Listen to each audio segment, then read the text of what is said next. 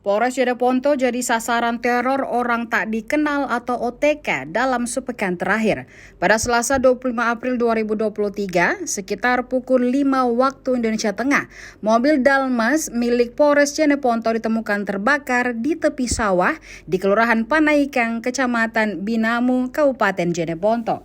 Selang 2 hari kemudian, Kamis 27 April 2023, sekitar pukul 2 dini hari waktu Indonesia Tengah, markas Polres atau Mapores Jeneponto di Jalan Pelita, Empoang, Jeneponto diserang orang tak dikenal. Hingga berita ini dilansir, belum ada kabar ditangkapnya pelaku teror terhadap Korps Bayangkara di daerah berjuluk Buta Turatea itu. Terbakarnya mobil Dalmas Polres Jeneponto bermula ketika mobil jenis truk dilaporkan dicuri oleh orang tak dikenal. Hanya saja mobil tersebut kemudian ditemukan terbakar pada Selasa subuh. Kabin Humas Polda Sulsel, Kombes Pol Komang Suartana mengonfirmasi kejadian tersebut dan sedang diselidiki oleh pihak Polres Jeneponto.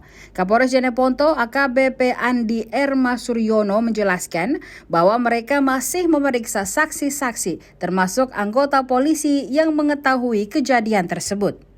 Andi Erma Suryono enggan memberikan banyak komentar tentang dugaan pencurian mobil tersebut dan mengatakan bahwa mereka masih mencari saksi dan menyelidiki penyebab mobil tersebut terbakar. Saat kasus mobil Dalmas terbakar masih dalam tahap penyelidikan, muncullah kasus baru. Mapores Jeneponto pun dirusak.